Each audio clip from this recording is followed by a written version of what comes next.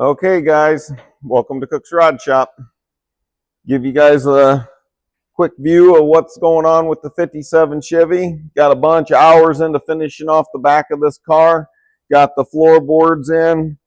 Got the inner fender wells made up. We'll kind of give you a view of what we got going on and how we got there. For those that were able to tune in last week and see the O'Reilly's Car Show, we were able to go see a friend of ours that unveiled his car, and he's been doing cars for a very long time. So it was really neat to see that, and it's kind of the old school car show. You look at the car close. Basically took a bunch of parts and put together a car. Something that I really enjoy doing is fabbing up. And if you're into fabrication, that's a car to look at. There's a lot of things. Every place you look on it is something that was fabbed up. It's just not a bolt together car. So definitely check that out, and let me give you a run through what's going on in our shop. For you that are just wondering how the heck I'm going to fix these gaps, this is for you. Looking this over, it's a lot easier to cut cardboard, so suggestion is start with cardboard, cut it out, and you just mess up, you can do it again, and it doesn't cost anything, just a bunch of scrap cardboard. So let me show you what we're going to come up with.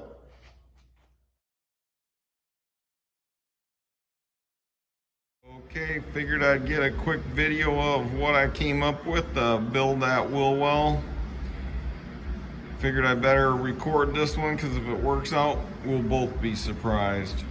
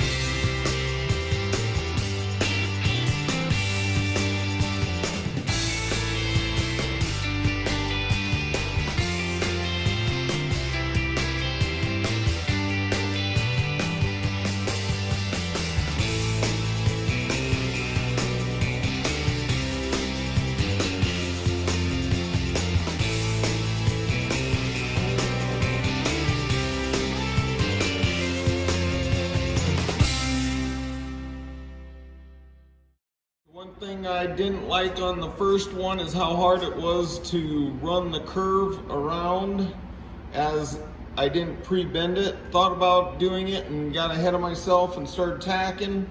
But this one I did, and I'm going to show you how much easier it goes if you just put a little bend in. Bring that up to point.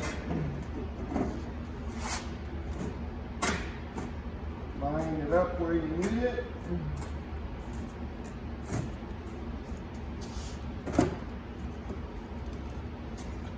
And you can bring this right around, and as you tack it, bring it in, and very lightly got to pull it in, and it keeps it straight from top to bottom. Should have done that on the first one, but I got ahead of myself, so I figured I'd show you a good idea that would make it easier for those like myself that don't do it every day. I want to show you another one of the steps here. If you guys can see, this is our inner fender wells. Every one of those holes had to hand drill. Lots of time into it. And then we got the floorboard here. You guys see all the little marks. We got to drill all those holes. If you ever want to be tired of drilling, this is the job for you. So just definitely want to show a little bit here and there of what it takes to build a car, and if you don't mind spending the time, it definitely is rewarding at the end.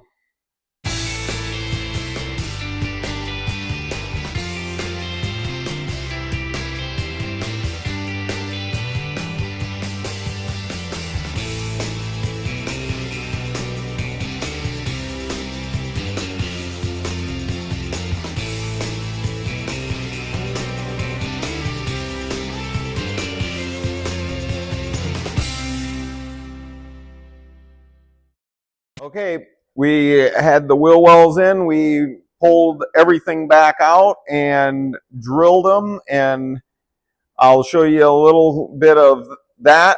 Won't bore you too much with that, but kind of give you a rundown what we had to go through. But right now we're going to put it back together and show you how this thing is coming along this week.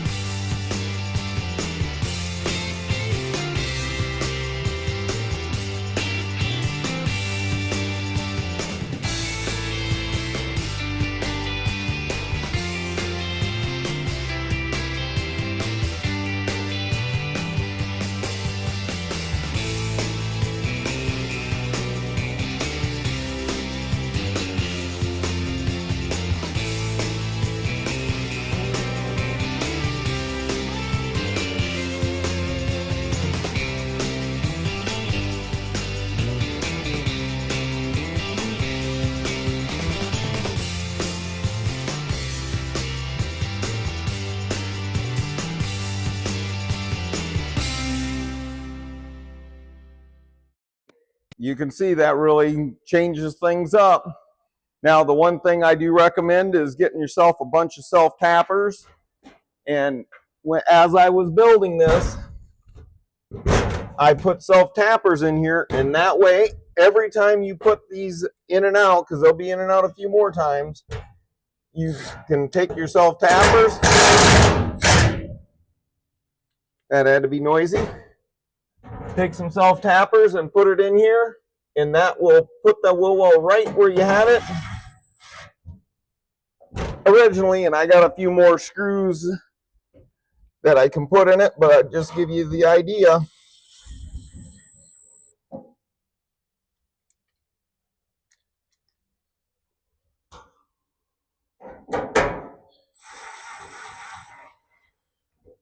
And this has all been flanged, so it really finishes it off nice, puts it right back to where you had it originally. And then every one of these holes will have to be spot welded. So it's going to hold it nice and tight. And just to let you guys know where we'll be heading next week is all these parts are going to get taken out.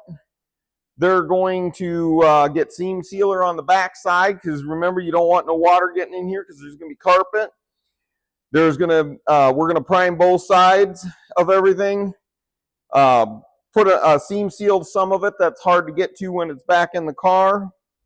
We'll put them back in the car and weld everything up, and then we will actually lift the car up and seam seal underneath it. So it's all about making this thing watertight, and it's really going to start looking like a real nice shell when we get done here. So thank you for following along, and please like, comment, and subscribe.